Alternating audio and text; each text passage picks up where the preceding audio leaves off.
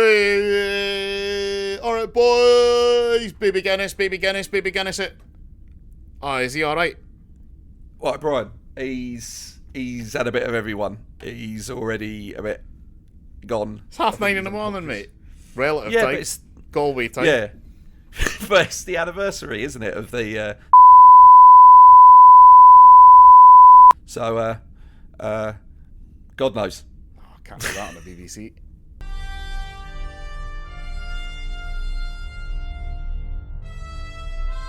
Podcasts.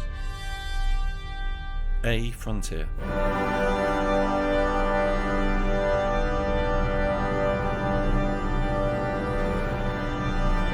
These are the voyages of the podcast Captain Slug. Its ongoing mission to explore strange new episodes, to seek out new jokes and new references, to split infinitives that no one has split before.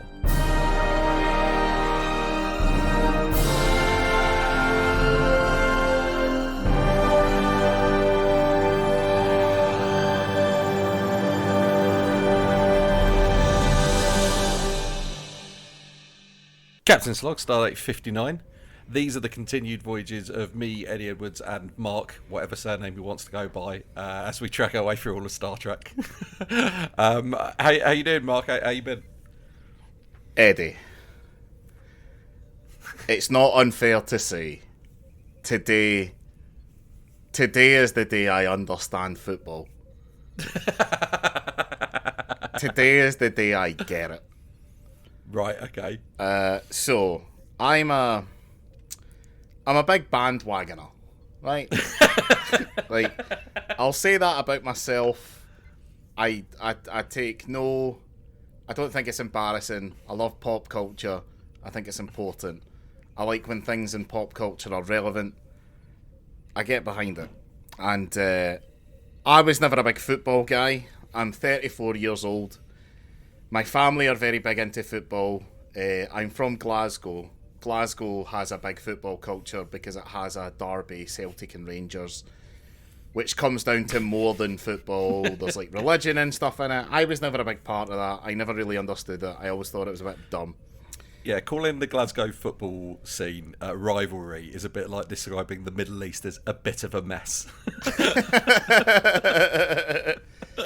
So, obviously, Ryan Reynolds, Rob McElhenney, they bought Wrexham, a fifth-tier English team. A fifth-tier English league team. They themselves are Welsh. Yeah. I got on board. I really liked the documentary. I actually went to the racecourse to see a game. I bought a jersey. I bought a scarf and all that. Blah, blah, blah. Turns out my fiance's best mate's granddad used to play for Wrexham and all that, right? So it was all great. Now, if you've been watching Welcome to Wrexham, last season is when Rob and Ryan came in, and it was like a Hollywood finish.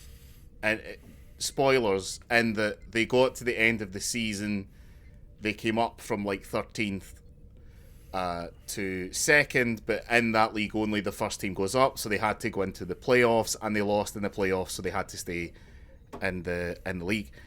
This season, they've been first, but they've been kind of swapping first with Notts County, who are a team who came down from the league above, and so have better players, blah, blah, blah. Neck and neck, right? They've been neck and neck all season. Today, with 4 games to go, and with them basically equal on points, they played each other in what has been described as the single most important game in the history of the National League. Right. Okay. I'm going to give you like a quick play-by-play, because my response, my text to my WhatsApp group, in which I have a lot of football fans, was all caps, "You can't fucking write it." At the end of the first half was 0-0 until the dying seconds, when the other team went 1-0 up. In the opening seconds of the second half, we went 1 each. Then it went to 2-1 them, 2-2 us. Bummer. Or maybe the other way around, I don't know. Then it went to 3-2 us, Wrexham, with about 10 minutes to go, which I had a bet on, which made me feel good. And then in the last 10 seconds of added time, they got a penalty against us. And the new keeper that we've just brought in, who came out of retirement to play for Wrexham, fucking saved it. Mate, it was like watching Space Jam happen. Is the only way I could describe it. That's my. I didn't give a fuck about sports. My one sports reference is it's Space Jam. It's Space Jam, yeah. It was like watching Space Jam live. And to be fair, according to some of the other people, the keeper did have extended cartoon arms. That's the only way he could possibly have saved that goal. But Jesus, I get it. Yeah, there's when you have moments like that as a sports fan, there's nothing quite like it. And I got to watch it with my dad, who I have been a perennial disappointment to when it comes to his own interests, because my dad is very much a man's man, very much a sports guy. So I spent the last week, I don't want to incriminate myself, I spent the last week with my Amazon Fire Stick doing absolutely nothing illegal to it, in order to access illegal content. I don't know what you're talking about. If you, I don't know if Pretty Patel would get me deported for this. So I have all the sports channels now because I pay for them legally, Your Honour, or whatever. So I could have watched it in my own house, but I thought, no, I'll go round my dad's and watch it with him. That'll be quite nice. Nice little bonding moment. And I think for the first time in my life, I've made him proud. No, that's not true. My dad quite likes me, just in case he listens to this. My dad's quite proud of all my achievements. We just don't have the same interests. I'm pleased for you, especially because my only sports adjacent story of the week is being. I watched WrestleMania. I think you watched it as well. Mm-hmm. I was watching a live stream by the guys from Wrestle Talk at the same time, just to have because I had nobody who was free to come around and watch it. So I was listening to them, and Roman Reigns' main event against Cody Rhodes started with Roman Reigns being played to the ring by 6 grand pianos, like final boss music. And one of the guys on the stream, a guy called Dan, went, "There's nothing like pro wrestling." And by the end of that match, I was sat there going, "I don't know why I watched this." It was the most disappointing thing ever. If you're going to try and continue a storyline in wrestling, I understand that, but you have to give me a reason to tune in to watch. And apparently, I haven't seen it, but worst Raw ever started trending worldwide. I heard this. Raw. Yeah, so I didn't bother watching it, but then I got some lovely wrestling news, which has made up for it completely, because AEW, a wrestling promotion I watch because it is significantly better, because it isn't run by an insane elderly billionaire. It is run by a sane, coked up, normal age billionaire. And they've announced that they're doing a London show after they've been teasing this for a while. Mark, I want you to guess what venue they're running in London. Oh. Just to give you a heads up, the guy who owns AEW, the billionaire who owns it, also owns Fulham. So he owns Craven Cottage. Is it that thing that you just said? No, it's Wembley Stadium, Mark. Oh, that's it. Queen played there once.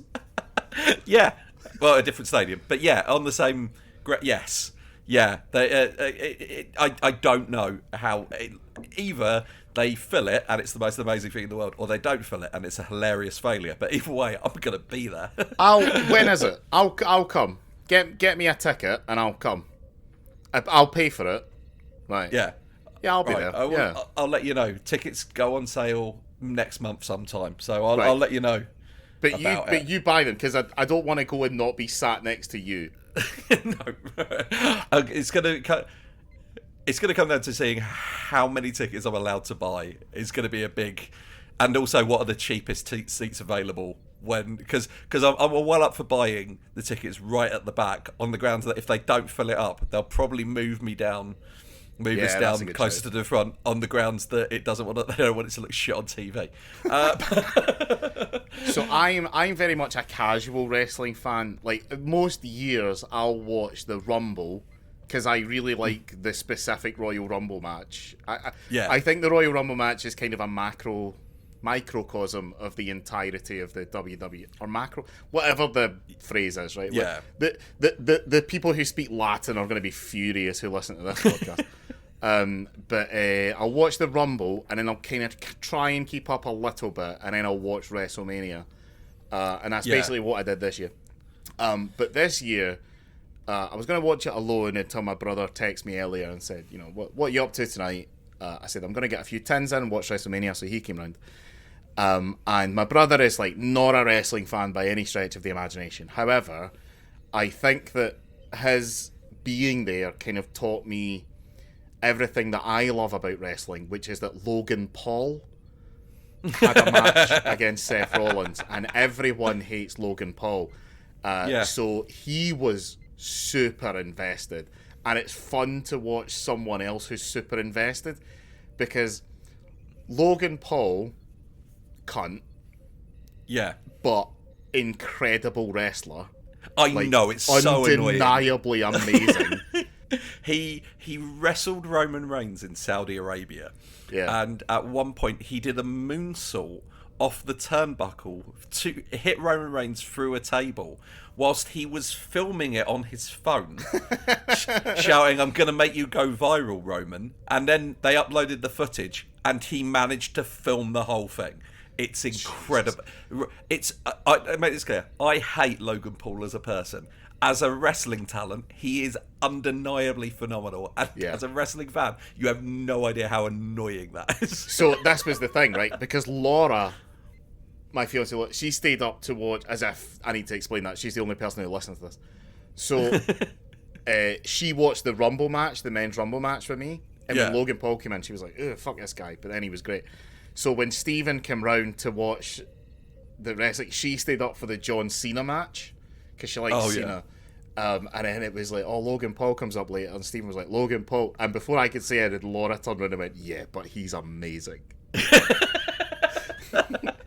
You have to understand, his spot with he's incredible. Ricochet in the Rumble, where they leapt from the opposite sides top rope into each other, is simultaneously one of the best things I've ever seen in wrestling, and also one of the stupidest things, because it's like on a storyline level, what were either of you thinking you were gonna do there? What was your plan other than meh? I was super high when I watched it with Steven, and we were. And he may have been. I don't know if his work listens to this, but he was like, he is really good, and I really hate him. And I was like, yeah, that's the point. That's what wrestling makes you hate certain people and love certain people. That's how they get you jazzed up. So I was like, even if I hate him as a person, and I hate him for how good he is as a wrestler, I can't fucking fault the guy for being an artist. And then I tried to explain that sentiment to Laura the next day when I was sober, and she just looked at me blankly like, "What the fuck are you talking about?" As someone who is way more into like the theatrical arts than I am. Yeah, it's infuriating how good he is. It's annoying. But also, on the other side, Bad Bunny, who is a rapper, is also insanely good at wrestling and not like running crypto scams. So, just like him instead. Do you know what I really enjoyed this time? And I don't know if this always happens or if this was just the first time I noticed it, is that there's always Spanish announcers for the WWE pay-per-views, because it has a huge following in South America, so they get real Spanish announcers in that I guess they hear on the commentary. But usually they just give them like a thing on the bottom that says, "Oh, here's the Spanish announcers." But this time they gave them some actual airtime to speak Spanish during the regular stream, which I felt was quite cool, quite inclusive. Yeah, I do love that the Spanish announce team basically exist because they wanted to start putting people through the announce tables, but they didn't want to screw up their English language broadcast. But that's enough about wrestling. Yeah. Should we talk about Star Trek? Should we talk about the episode of Star Trek where Data reveals that he's a big supporter of the Ra? Let me address this before we go on. This is the episode of Star Trek that is too hot for TV. Yes. Cannot not broadcast in the UK or Ireland. The Northern Ireland. I think it was in the Republic. Yeah. At time of release, it wasn't. I googled this. It wasn't broadcast. It broadcast eventually on Sky in 1992, but they edited the line out, and it was finally shown unedited in 2006. And then on Sky and BBC Two only finally showed the episode in 2007. Jesus Christ! And for anybody who doesn't know what we're talking about, there is one line of dialogue where Data is basically justifying terrorism by saying, "So you like about it? It works." Yeah. And one of the examples he gives is the Irish reunification of 2024, and that one line of dialogue was so offensive to the Brits. Yeah. That the BBC couldn't justify taking the license fee off of the public if they also had that line in it. Yeah. My favourite thing about that line is that Data says it while wearing a black and tan outfit.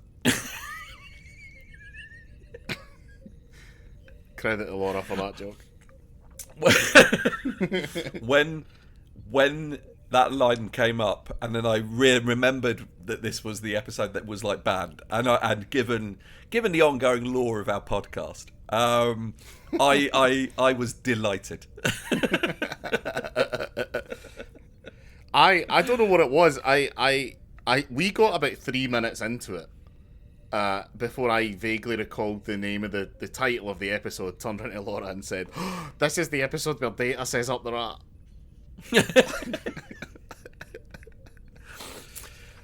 It's also like, I'm going to say it right now, the Irish reunification of 2024, man. We're getting there. It's entirely possible given what's happening at the moment. The memes that will fucking fly around if that fucking happens will be gold. Brent Spiner will never have to buy a pint in Ireland again. I don't imagine he does now. I think saying that was probably enough. I think he probably hasn't bought a pint in Ireland since 1991. He probably hasn't bought a pint anywhere. The thing about being Brent Spiner is that he probably walks into any bar and there's enough people who recognise him as Data from TNG to be like, "I'll get you a pint." Now, given that was said in this episode, I want to bring up something about this episode that infuriated me though, because they at one point in the bridge they have to ask the transporter room to do something, and the person who answers isn't O'Brien. This is an O'Brien-less episode. Yeah, baffling. That's because the reason that Data knew that this was the Irish reunification of 2024 is that this was the 200th anniversary of that happening, and O'Brien put in his annual leave for this 8 months ago and said, I need the day before, I need the day off, and I need 3 days after off. No, the problem is that Cole Meany was originally going to be in this episode, but every time Brent Spiner delivered that line, he just shouted up the "Ra" from off the camera, and they had to ask him to leave. This is the first time that I've seen a red shirt death on TNG. Oh yeah, because normally it's a gold it's just shirt because all of the other red shirts who died in this episode were people in the bar who asked O'Brien to calm down. It's also, I think it's the first time that Picard punches someone. Proper lays them out for an older gent. Here's my note for that. Action Picard space alternate Picardio.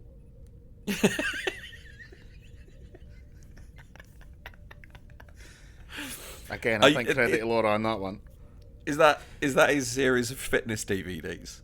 It's like in the future, the only thing people just do Picardio and Tybo. Weirdly, it comes back. Well, What the fuck? What was Taibo? What was that all about? Oh, it was dancing that was also a bit like Taekwondo. I don't know. It was fight dancing. It's what Ruby Roundhouse does in Jumanji. Because from what I understand, because there is the dance fighting of capoeira. But from what I understand, the reason that capoeira exists is that slaves on plantations, etc., wanted to train how to defend themselves and train their children and that, but obviously they couldn't be seen to look like they were planning an uprising of punches and kicks, so they had to make it look like dance. And that's what capoeira. I don't know if that's true. I don't know if that is the equivalent of a backronym, or whether that is accurate. If you know, tell us in the comments, Laura or James. Or if you also want your name mentioned on this podcast, let us know that you're one of the 14 people who listen to it, and we'll bring you up every now and again. We'll do an episode specifically for you. We'll do an episode that's just asking how you're getting on, and then when you don't answer, because that's not how podcasts work, we'll move on for 10 seconds, and then we'll ask you how you're getting on again.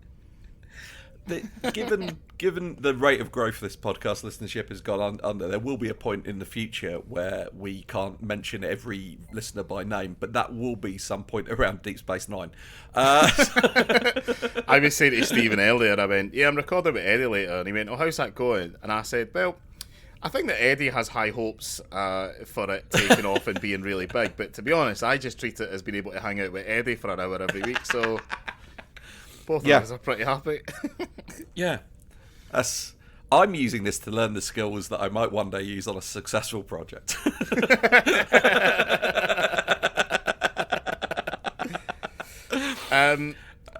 So we start out on a mall planet. Every terrorist dream. Right. I want to throw this out here. We have criticised the people behind the scenes at Star Trek previously for sometimes somewhat phoning it in with the alien design, right? We have to mention this because these aliens are exactly like humans, except that every man, specifically men, not the women, all the men have one grey stripe in their hair. They've got the rogue haircut going on, yeah. Yeah, that's it. That's it. So it's a really easy planet to be trans on. You just get some air dye. But yeah, mall planet, terrorist attack. Worf fucking is shit in this episode.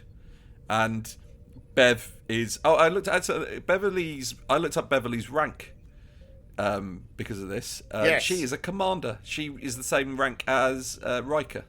That makes sense. Yeah. So...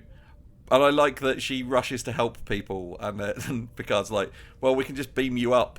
It's dangerous there. We've got to beam you up. And then he just looks at Riker, and Riker's like, I'm not going to be in the transporter room when you beam her in. Yeah. Which I quite like that they're like, oh, she's doctoring. We can't stop her. Yeah, because Picard... Because we have always wondered about what is the situation with the ship's doctor in terms of rank. Yeah. And at one point in this episode, Picard does pull rank on Bev. But I guess that Riker can't, right? No, he does say you're supposed to, later on he says we wouldn't be in a situation if you followed orders, and the response is, well, if you gave reasonable orders, I would.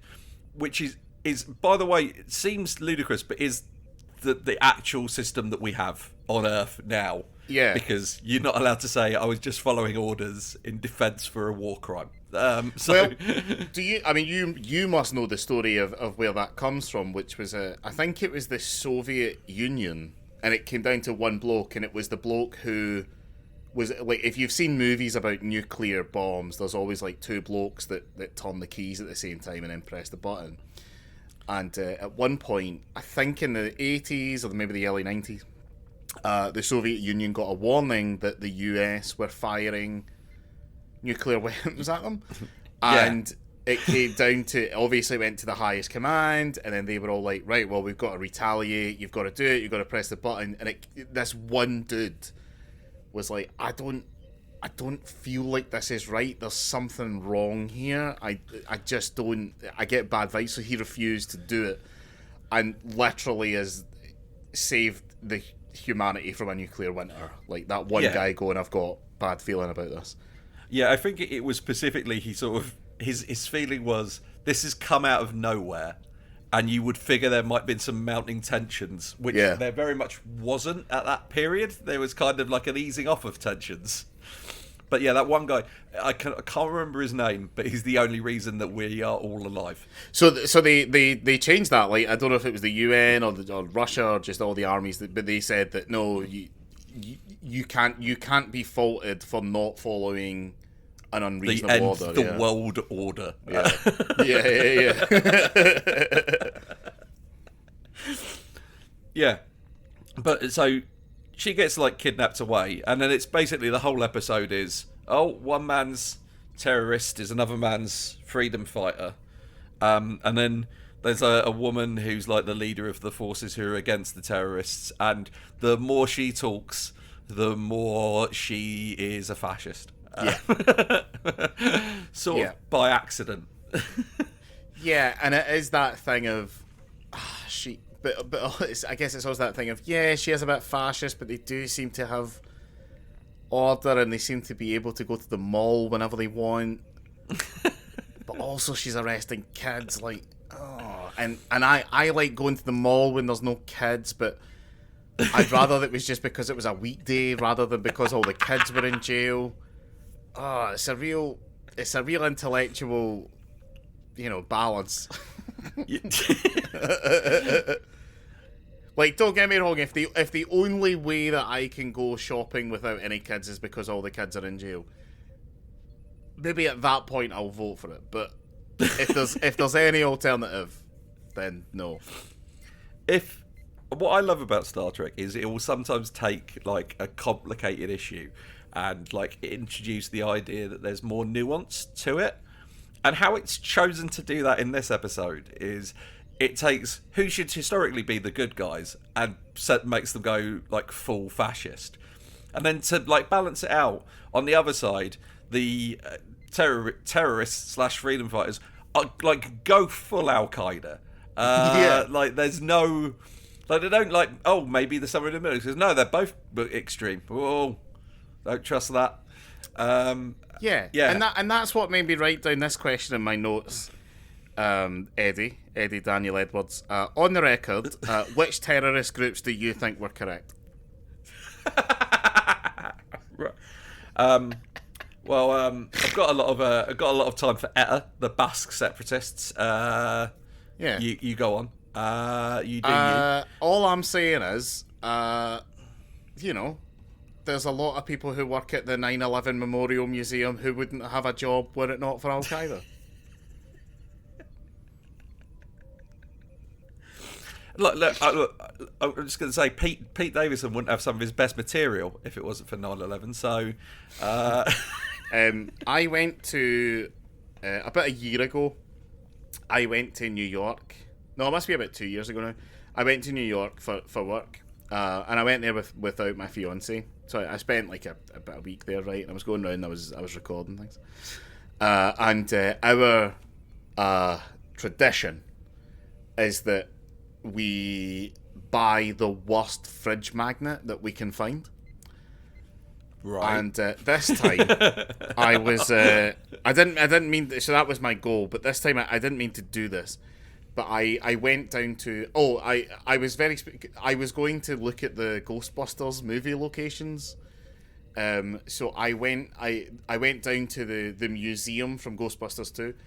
Which is actually like literally like across the street from the Men in Black headquarters, which you might not know. But to get there, you have to. I was going to say to get there, you have to go through 9/11. But to get there, you have to go through the Trade Center. Yeah, because it's down Battery Park. It's down Battery Park area, isn't it? And the Trade Center's like it's almost on the coast, right? But I went down there and I was gagging for a drink, and I thought, well, I'm going to have to do some work when I get there. I'll stop off in a pub for one. So I wandered into this pub like on the World Trade Center, just on the street, And I sat down and I kind of looked around and I realised, oh my god, this is like a cop pub. Oh. And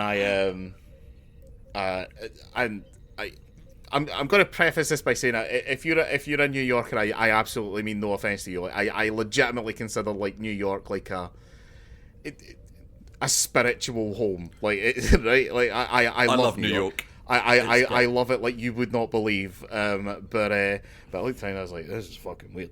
And then I looked up and I saw T-shirts for sale, and the T-shirt was a picture of the Twin Towers. And it says O'Hare's Bar stands with the heroes of 9/11. What? Never forget. An American flag, right? And I started laughing. The barman came over. He asked me if I wanted another one. I went, I'll have another one. How much are your T-shirts? And he went, $25. And I went, I'll take one. And he said, we only have it in XXXL. And I went, even better. So I have that now. And that's what I gave her in lieu of a magnet. Doesn't go on the fridge, too big. The fridge could wear it. But that T-shirt doesn't need to exist, because I'm gonna throw this out there. If you are anybody who lives in New York, I'm going to take it as read that you stand with the heroes of 9/11. Yeah, and but also specifically, if you are a bar called O'Hare's, yeah, on the corner of World Trade Center. And also, they never forget, if I turn into you and say, do you remember 9/11? And they're like, what? Of course they're not going to forget it. Don't need to say it, mate. But you do need to print it on a T-shirt. And I'll buy it. That must have been a complicated day for the people working at O'Hare's, because that is the day that somebody who is an Irish American's views on terrorism would have very much changed.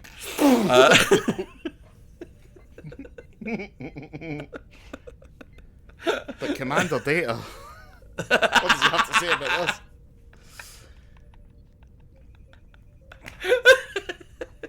If we ever do this live, I'll wear that T-shirt.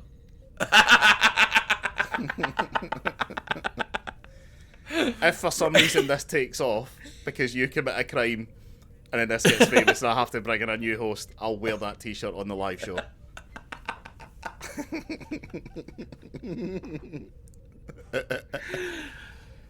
So the plot of this episode, these freedom fighter terrorists, take your pick, they have developed a new form of transportation, which is like dimension sliding, but it gives them cancer. Yeah, so they're not happy about that.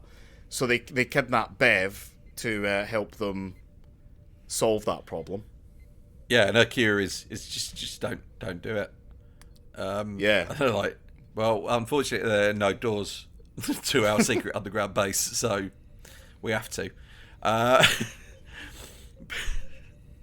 They do also manage to later on kidnap Picard. Fair play.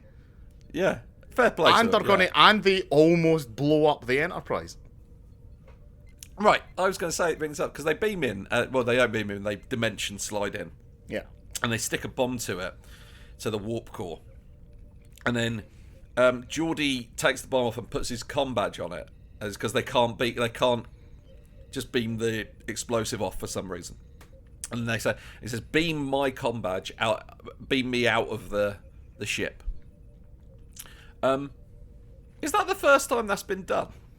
Because that becomes quite a standardised play in Star Trek going forward. It's certainly the first time I think it's been done in TNG. It might have been done in TOS. Well, no, because I guess in TOS it's the communicators, right? Yeah, they don't have the comm badge. Yeah. So that I mean, don't mess with what works. It's obviously an excellent tactic. Yeah, no, it's a great plan. Yeah, and I fully support it. And but I also find it weird that he instructs them to beam the explosive 2 kilometers off the side of the ship. Yeah, and it's like, you can beam that down to the bottom of the ocean on the planet you're above. Why not do that? You don't know how explosive that explosive is. 2 kilometers could have been nowhere near enough space, especially with your shields down. Take a stab. Talking about comm badges, this episode confirmed to me something that I've been curious about, which and we talked about it on this podcast, which is how does the communication work between individuals when you just touch the comm badge? Right. But the comm badge messages, they must only work for one person each if specified, because Crusher and Data are next to each other. Data comms Picard, who Picard then comms Crusher, and he references things that she should have been able to hear talking to Data, but she didn't. Yeah. So it must. So if you do a Picard to a bridge to Crusher, it must only be heard by her. Right. Okay. That's, or she just wasn't listening. Yeah, or she was busy helping the person that, because she's a doctor. Yeah. And she was like, I do like that she's like, oh, but also, I'm going to say this, like, Bev's like, oh no, I'm here, I'm going to help these people. And it's like, but they have their own doctors. And also, their doctors would be probably more experts at their own physiology than Bev, who, at best, this is one of 1,000 like aliens that she knows how the physiology of. Yeah. So unless everybody's basic, unless we get into space, it turns out everybody's basically the same. Which that's what it'll be. Yeah. Yeah. Yeah. They could have. Yeah. They just set this one out, Bev. Don't worry about it, mate. Because this planet, planet isn't in the Federation. No. But they are obviously post-warp, because I said in my notes, is the Prime Directive fair when it comes to post-warp but non-Federation planets? Yeah, they say at the beginning it's a non-Federation, but they have a trade relationship with them. Yeah. Which is, that's a whole kind of, like, I don't, like, because what are they buying from them that they can't make themselves? Well, it's a mall, so pretzels. They go in there to get the batteries on their phones replaced. There's a sharper image in there. They sign up for Sky Television. That planet has all of the stores that you remember being in shopping malls that are gone now. So there's an Athena. You can get a post. That's why Picard's there. He wants a poster of that tennis girl scratching her ass. There's a game station where you're just like, isn't this just game? And they're like, yeah, but it's cool because our staff wear jeans, whereas in game they have to wear trousers. Yeah. And we're extreme, man. Does my game loyalty card work in here? Yeah, totally. Yeah, don't worry about it. That was the day that I learned capitalism is a lie. Yeah. I thought Game Station were cool. So the only reason you're here is to give the illusion of competition. Yeah, pretty much.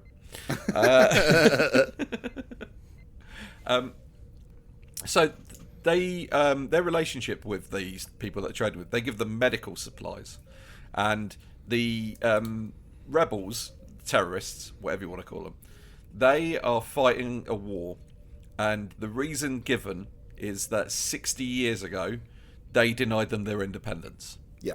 There's no further explanation of any of the information about that, as if that was done by vote, or anything approaching democracy. And Riker's just like, oh, fair enough.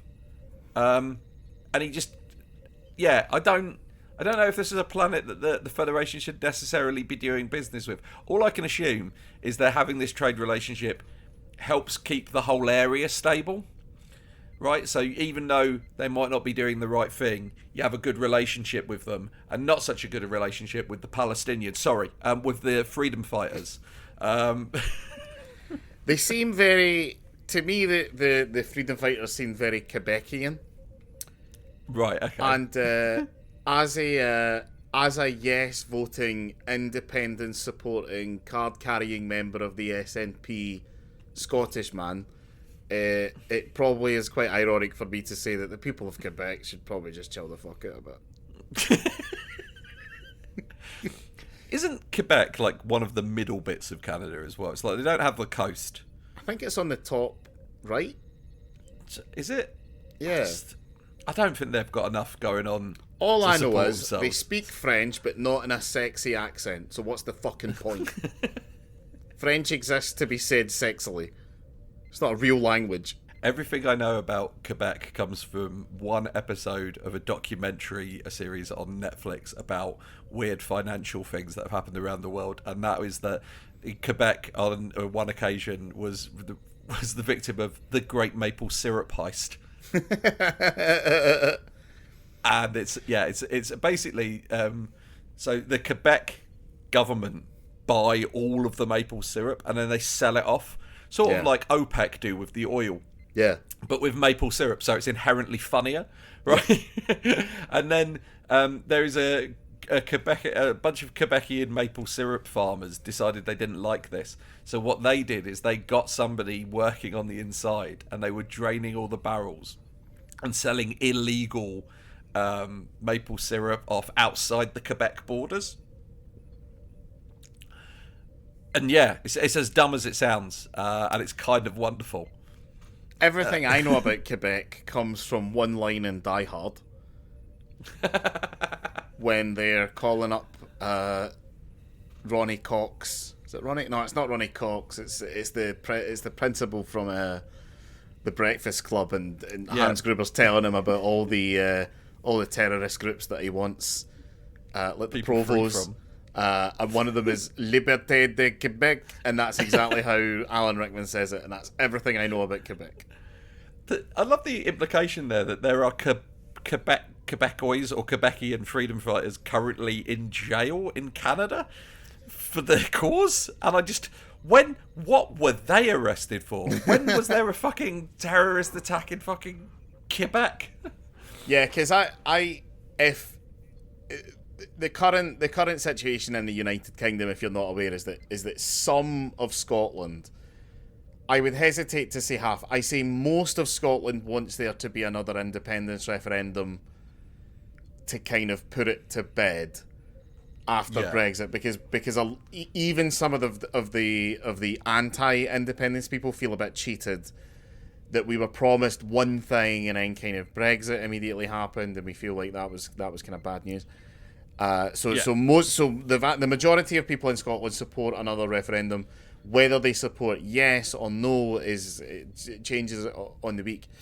But a Scottish Republican Army would be fucking ridiculous, because how really would you tell the difference between that and a bunch of lads just going to Carlisle for the weekend? If a bunch of Scottish people turn up in London, for example, to commit acts of violence, we won't know whether it's a terrorist attack or a stag do, right? So that's the joke I just did, but you did it more succinctly. Yeah, exactly. Yeah. Or to be fair, or a football match.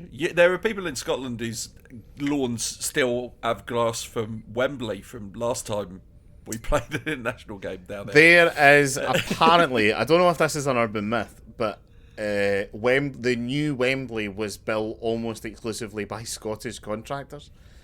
And there is apparently a Scottish flag under the centre point on the pitch. That's wonderful. I hope that is true. That's nice, because that's friendly, right? If England did that to us, we would set them on fire. Because this is a point I was talking about with my brother earlier, which is that English people don't seem to understand when it's like if we're on holiday. Like, I was at a festival once, and there was a big England game on, and all my English friends were there to watch it, and I was there because I'd nothing better to do. And they said, like, oh, can't you get behind us for one day? We would get behind Scotland. And I'm like, right, the fact that you think that kind of proves what you think of us, because it's you don't understand that this is important to us, but it's not important to you. It's also worth noting that when English people say, if Scotland were doing well in the World Cup, we'd support them. What we're not saying is the next bit is, but that won't happen. So yeah, exactly. Like, if Wales were doing well, I'd be like, good for them. But we support them. Yeah, it's the same way. Like if Ireland are doing well in sports, I'm like, oh, good for Ireland. I'm glad it's them and not like the Germans. But right, it's it's. Oh no, I support Ireland because I'm married to one of them, or I'm about to be. Yeah, the same way I support Wales broadly because. Oh yeah, I suppose so. Yeah.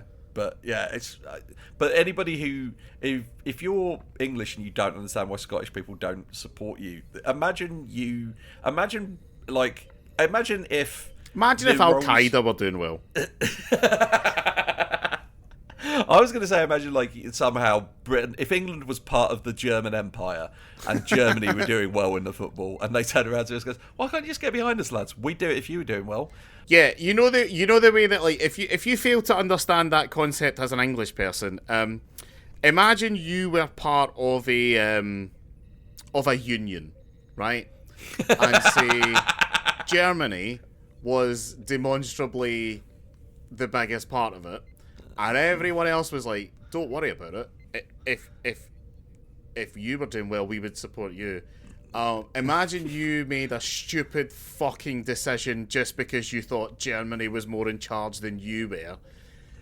That's why we don't support England at football. is that feeling. But luckily, that's a thing that lasts 90 minutes and then the fucking hangover the next day, rather than all of your children's future. Yeah. I look forward to an episode of Star Trek that's like Strange New Worlds that won't get broadcast in the UK because they mention Britain rejoining the fucking EU.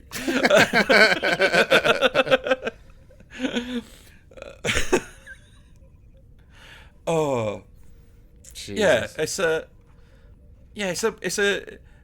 a weird episode because it does this, like, to get back to the episode, because it does that thing of like, you know. It does the thing of like trying to do who's good, who's bad, but without like making, because what they do is to try and humanize the leader of the terrorists. Is he can draw, he can do art, which is kind of a bad point to make, because it seems like their point that they're making is, well, he can't really be a monster if he's also artistic. But historically speaking, history's arguably greatest monster was also somebody who did paintings, which are now hanging up in the house of a Republican super donor who regularly has members of the Supreme Court come to his house. To be fair, if someone offered you an original Hitler, would you take it? Because it's not like the Harry Potter debate about should you support Harry Potter while she's alive to take money and give it to anti-trans charity, regardless of your actual feelings on the property of Harry Potter. Really, if you want to be an ally, I'm not sure how much I disagree with the whole thing of, oh, the only way you can be an ally is just to pretend that Harry Potter doesn't exist. I'm not on board with that, but I think there's nuanced. I think there's nuanced levels to the whole thing, right? But you are like, if you are directly giving money to her, and then she has a blah blah blah, it doesn't matter, right? But Hitler's not making any money out of it, so and like at the very fucking least, it's a conversation piece, isn't it? Right. Here's what I do. Even if the conversation is, it's not very good, is it? Here's what I do. And first of all, never say Hitler's art wasn't good. It was that started this whole thing. If they just let him into art school, right? Yeah, we learned a lesson on that one. Right. So there is a TV show called Justified, which is absolutely phenomenal TV if you ever see it. But there is an episode of that which deals with there's like it's basically a guy's a US Marshal, so it's like hunting people down and like people who are like basically it's going to arrest people who other agencies can't get. That's his whole thing. And there is an episode of that is set in the art world. And it turns out when the episode is done that what the piece of art that everyone's after and the whole thing's about is an original Hitler. And there is a gentleman in that episode who is Jewish and is a collector of Hitler's art. And when he eventually asks him, like you eventually ask him about it, and he goes, "Oh, do you want to see my collection?" And he goes, "Oh yeah, like out of interest, like I see it." And his collection is a room that he's got in his house full of jars, and the jars all contain the ashes of one of Hitler's artworks. Now that's what, that's what. Because I'm very much of the opinion that art can be transient. Art is just whatever art is at the time. Like, if you destroyed the Mona Lisa in a way that was impressive, I wouldn't consider that necessarily a loss of great art. I would consider maybe that maneuver as art in its own. Because one of the biggest problems I have with people who are alive is that... Don't do it, Mark. You're going to annoy one of our key demographics. Is that people who are alive don't see themselves from the perspective of living through history. Yeah. All history is chronicled in the future, right? So what we do now doesn't really make a difference until then, and then it can be studied in that. So there was a part of me that was like, oh, if you get an original Hitler and just like draw a big thumbs down on it, like, like you've transcended that art. Like, it's not that no one's gonna be like, oh, but we're not gonna get any more Hitlers. Like, oh fuck it, we had a Hitler. Turns out, bad idea.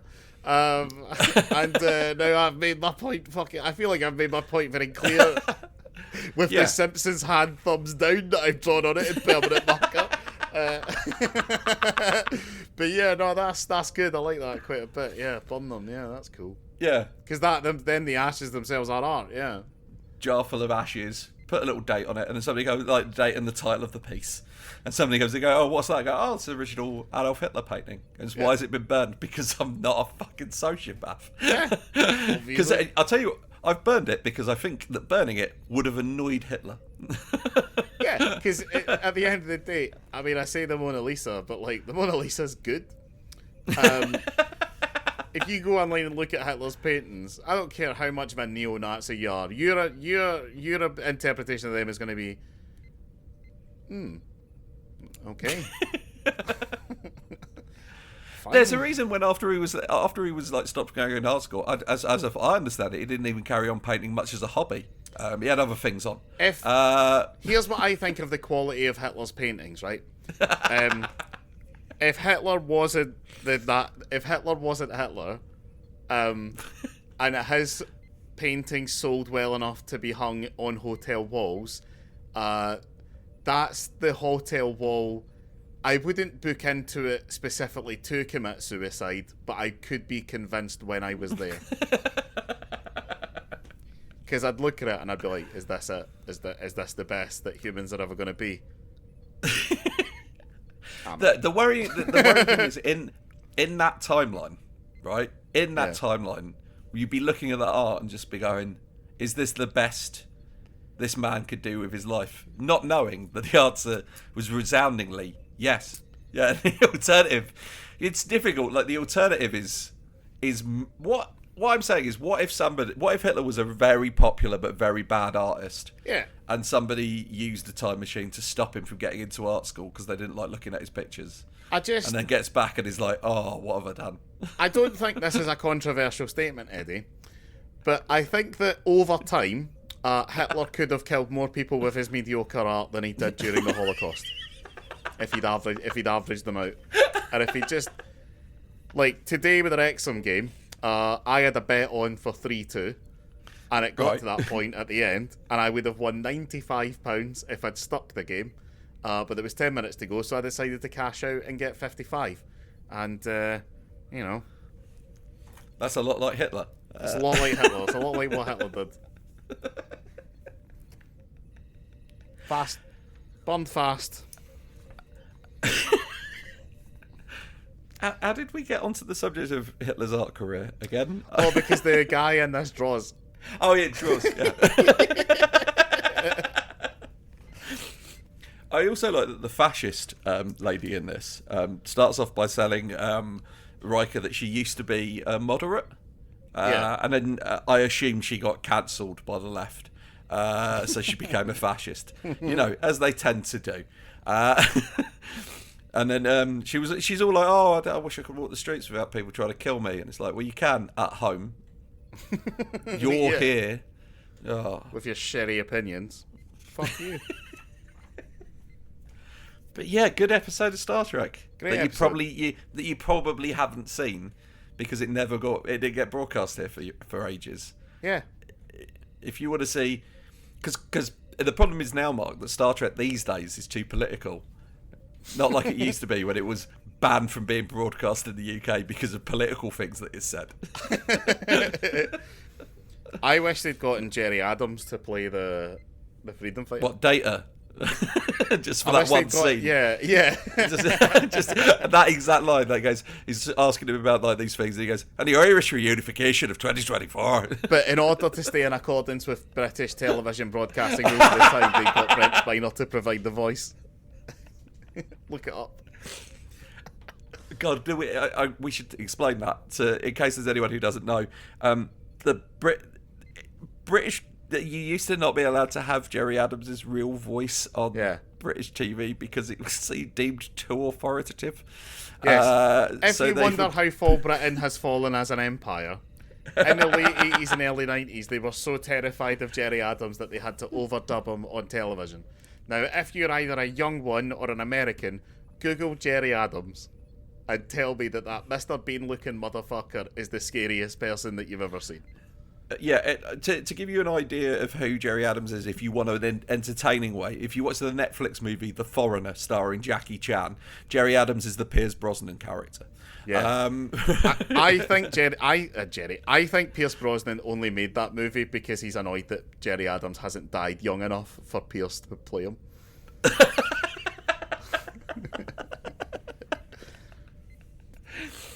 Yeah. Like, so if ever you're worried that like Britain is no longer a free country, just remember it never was. Free speech exists literally in one corner of Hyde Park. That's an actual fact of British law. It's great, isn't it? Well, on that note, yeah. Hope Give this we had a nice episode a time. watch. It's good. Yeah, it's good. Yeah, it's good Star Trek. Yeah. Yeah. Bye. Bye.